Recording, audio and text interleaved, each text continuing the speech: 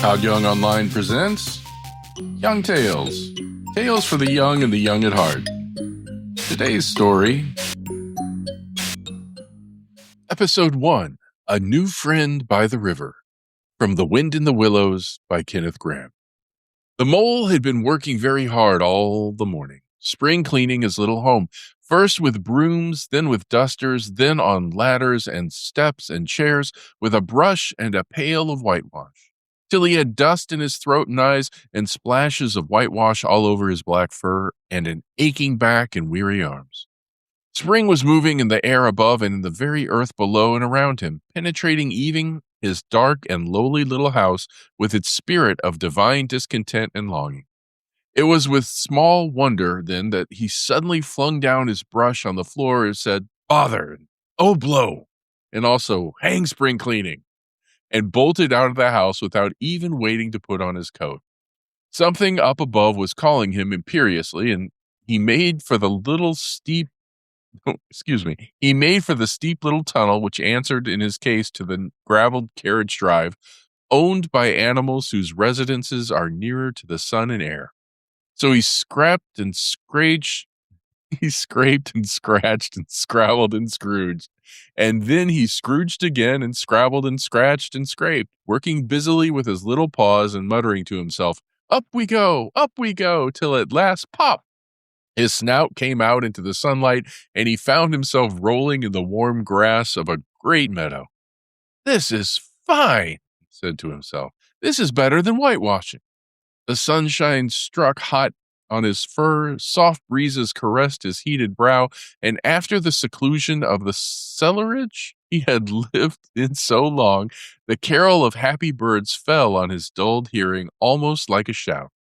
Jumping off all his four legs at once in the joy of living and the delight of spring without its cleaning, he pursued his way across the meadow till he reached the hedge on the farther side. "Hold up," said an elderly rabbit at the gap. "Sixpence for the privilege of passing by the private road." He was bowled over in an instant by the impatient and contemptuous mole, who trotted along the side of the hedge, chaffing the other rabbits as they peeped hurriedly from their holes to see what the row was about. Onion sauce," he remarked jeeringly, and he was gone before they could think of a thoroughly satisfactory reply. Then they all started grumbling at each other. "How stupid you are! Why didn't you tell him? Why didn't you say? You might have reminded him," and so on in the usual way. But of course, it was then much too late, as is always the case. It all seemed too good to be true. Hither and thither through the meadows he rambled busily, along the hedgerows, across the copses, finding everywhere birds building, flowers budding, leaves thrusting, everything happy and progressive and occupied. And instead of having an uneasy conscience pricking him and whispering, "Whitewash," he somehow could only feel how jolly it was to be the only idle dog among all these busy citizens. After all, the best part of a holiday is perhaps not so much to be resting yourself as to see all the other fellows busy working. He thought his happiness was complete when, as he meandered aimlessly along, suddenly he stood by the edge of a full-fed river. Never in his life had he seen a river before, this sleek, sinuous, full-bodied animal, chasing and chuckling, gripping things with a gurgle and leaving them with a laugh, to fling itself on fresh playmates that shook themselves free and were caught and held again. All was a shake and a shiver, glints and gleams and sparkles, rustle and swirl, chatter and bubble. The mole was bewitched, entranced, fascinated. By the side of the river he trotted on as one trots, when very small, by the side of a man who holds one spellbound by exciting stories. And when tired at last, he sat on the bank, while the river still chattered on to him, a babbling procession of the best stories in the world, sent from the heart of the earth to be told at last to the insatiable sea. As he sat on the grass and looked across the river, a dark hole in the bank opposite, just above the water's edge, caught his eye, and dreamily he fell into considering what a nice, snug dwelling place it would make for an animal with few wants and fond of a bijou riverside residence, above the flood level and remote from noise and dust. As he gazed, something bright and small seemed to twinkle down in the heart of it, vanished, and then twinkled once more like a tiny star. But it could hardly be a star in such an unlikely situation, and it was too glittering and small for a glowworm. Then, as he looked, it winked at him, and so declared itself to be an eye, and a small face began to gradually grow up round it like a frame round a picture. A brown little face with whiskers, a grave round face with the same twinkle in its eye that had first attracted his notice, small, neat ears, and thick, silky hair. It was the water rat. Then the two animals stood and regarded each other cautiously. "Hello, mole," said the water rat. "Hello, rat," said the mole. "Would you like to come over?" inquired the rat present. "Oh, it's all very well to talk," said the mole rather pettishly, he being new to a river and riverside life and its ways. The rat said nothing, but stooped and unfastened the rope and hauled on it, then lightly stepped into a little boat which the mole had not observed. It was painted blue outside and white within, and was just the size for two animals. And the mole's whole heart went out to it and at once, even though he did not yet fully understand its uses. The rat sculled smartly across and made fast. Then he held up his forepaw as the mole stepped gingerly down. "Lean on that," he said. "Now then, step lively." And the mole, to his surprise and rapture, found himself actually seated in the stern of a real boat. "This has been a wonderful day," said he, as the rat shoved off and took to the sculls again. "Do you know I have never been in a boat before in all my life?" "What?" cried the rat, open-mouthed. "Never been in... You never... Well, What have you been doing then? Is it so nice as all that?" asked the mole shyly, though he was quite prepared to believe it as he leaned back into the seat and surveyed the cushions, the oars, the rowlocks, and all the fascinating fittings, and felt the boat sway lightly under him. "Nice? It's the only thing," said the water rat solemnly as he leant forward for his stroke. "Believe me, my young friend, there is nothing, absolutely nothing, half so much worth doing as simply messing about in boats. Simply messing," he went on dreamily. "Messing about in boats, messing." "Look ahead, rat," cried the mole suddenly. It was too late. The boat struck the bank full tilt. The dreamer, the joyous oarsman, lay on his back at the bottom of the boat, his heels in the air. "About in boats or with boats," said the rat, went on composedly, picking himself up with a pleasant laugh. "In or out of 'em, it doesn't matter. Nothing seems really to matter. That's the charm of it. Whether you get away or whether you don't, whether you arrive at your destination or whether you reach somewhere else, or whether you never get anywhere at all, you're always busy and you never do anything in particular. And when you've done it, there's always something else to do, and you can do it if you like, but as much as you'd better not. Look here, if you'd really nothing else on hand this morning, supposing we drop down the river together and have a long day of it." The mole waggled his toes from sheer happiness, spread his chest with a sigh of full contentment, and leaned back blissfully onto the soft cushions. "What a day I'm having," he said. "Let us start at once." "Hold hard a minute, then," said the rat. He looped the painter through a ring in the landing stage, climbed up into his hole above, and after a short interval reappeared staggering under a fat wicker luncheon basket. "Shove that under your feet," he observed to the mole as he passed it down into the boat. Then he untied the painter and took the sculls again. "What's inside it?" asked the mole, wiggling with curiosity. "There's a cold chicken inside it," replied the rat briefly. "Cold tongue, cold ham, cold beef, pickled herring, salad, pumpkins, French rolls, watercress sandwiches, potted meat, ginger beer, lemonade, soda water. Oh, stop, stop!" cried the mole in ecstasy. "This is too much." "Do you really think so?" inquired the rat seriously. "It's only what I always take on these little excursions, and the other animals are always telling me that I'm a mean beast and cut it very fine." The mole never heard a word he was saying. absorbed in the new life he was entering upon, intoxicated with the sparkle, the ripple, the scents, and the sounds at the sunlight. He trailed a paw in the water and dreamed long waking dreams. The water rat, like the good little fellow he was, sculled steadily on and forebode to disturb him. See? I like your clothes awfully, old chap, he remarked after some half an hour or so had passed. I'm going to get a black velvet smoking suit myself someday, as soon as I can afford it. I beg your pardon, said the mole, pulling himself together with an effort. You must think me very rude, but all this is so new to me. So, this is a river. The river, corrected the rat. And you really live by the river? What a jolly life. By it and with it and on it and in it, said the rat. It's brother and sister to me, and aunts and company and food and drink and naturally washing. It's my world, and I don't want any other. What it hasn't got is not worth having, and what it doesn't know is not worth knowing. Lord, the times we've had together. Whether in winter or summer, spring or autumn, it's always got its fun, its excitements. When the floods are on in February and my cellars and basement are brimming with water, that's no good to me, and the brown water runs by my best bedroom window, or again, it all drops away and shows patches of mud that smells like plum cake, and the rushes and weed clog the channels, and I can potter about dry shod over most of the bed of it and find fresh food to eat, and things careless people have dropped out of the boats. But isn't it a bit dull at times? The mole ventured to ask. Just you and the river and no one else to pass a word with? No one else to... Well, I mustn't be hard on you, said the rat with forbearance. You're new to it, and of course you don't know.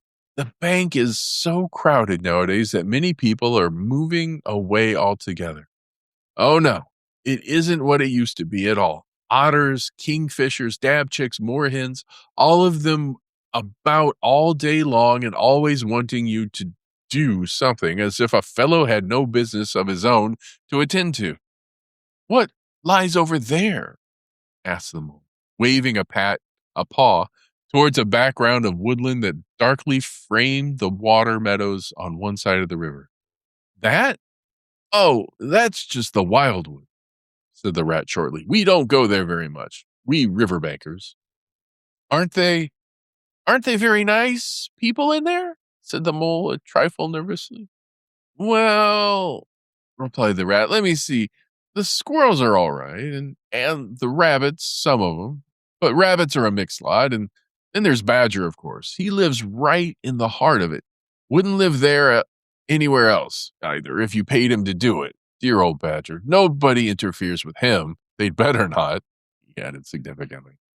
Why, who should interfere with him? Asked the mole. Well, of course, there are others, explained the rat in a hesitating sort of way. Weasels and stoats and foxes and so on. They're all right in a way. I'm very good friends with them. Past the time of day when we meet and all that, but they break out sometimes. There's no denying it. And then, well, you can't really trust them, and that's the fact. The mole knew well that it is quite against animal etiquette to dwell on possible trouble ahead or even to allude to it, so he dropped the subject.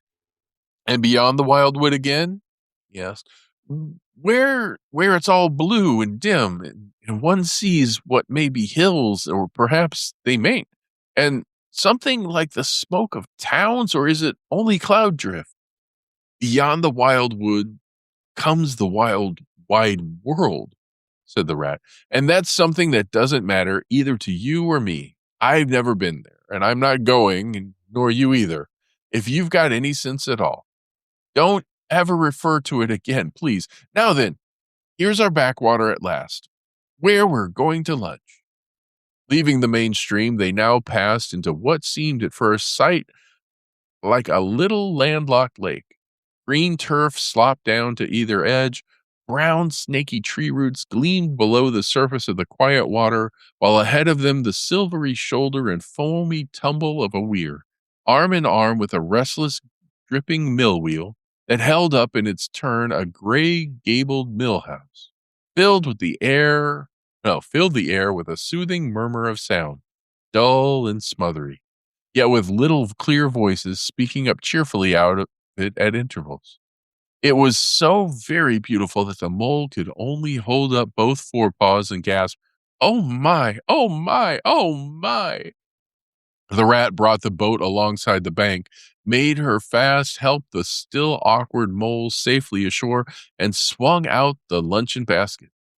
The mole begged as a favor to be allowed to unpack it all by himself, and the rat was very pleased to indulge him and to sprawl at full length on the grass and rest, while his excited friend shook out the tablecloth and spread it, took out all the mysterious packets one by one and arranged their contents in due order, still gasping, oh my, at each fresh revelation. When all was ready, the rat said, "Now pitch in, old fellow," and the mole was indeed very glad to obey, for he had started his spring cleaning at a very early hour that morning, as people will do, and had not paused for a bite or sup, and he had been through a very great deal since that distant time which now seemed so many days ago. "What are you looking at?" said the rat presently, when the edge of their hunger was somewhat dulled, and the mole's eyes were able to wander off the tablecloth a little. "I am looking," said the mole, "at a streak of bubbles that I see traveling along the surface of the water. That is a thing that strikes me as funny." "Bubbles? Oh!" said the rat, and chirped cheerily in an inviting sort of way. A broad, glistening muzzle showed itself above the edge of the bank, and the otter hauled himself out and shook the water from his coat. "Greedy beggars!" he observed, making for the provender. "Why didn't you invite me, Ratty?" "This was an impromptu affair," explained the rat. "By the way, my friend, Mr. Mole." "Proud, I'm sure," said the otter, and the two animals were friends forthwith. "Such a rumpus everywhere," continued the otter. "All the world seems out on the river today. I came up this backwater to try and get a moment's peace, and then stumbled upon you fellows. At least, I beg pardon, I don't exactly mean that, you know." There was a rustle behind them, proceeding from a hedge wherein last year's leaves still clung thick, and a stripy head with high shoulders behind it peered forth on them. "Come on, old badger!" shouted the rat.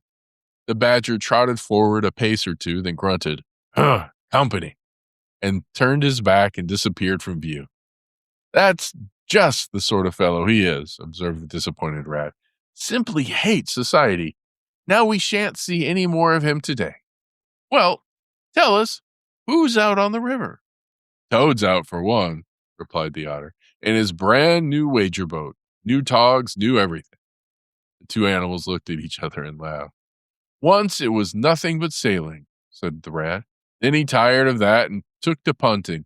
Nothing would please him but to punt all day and every day, and a nice mess he made of it. Last year it was houseboating, and we all had to go and stay with him in his houseboat and pretend we liked it. He was going to spend the rest of his life in a houseboat. It's all the same whatever he takes up. He gets tired of it and starts on something fresh. Such a good fellow, too," remarked the otter reflectively, "but no stability, especially in a boat."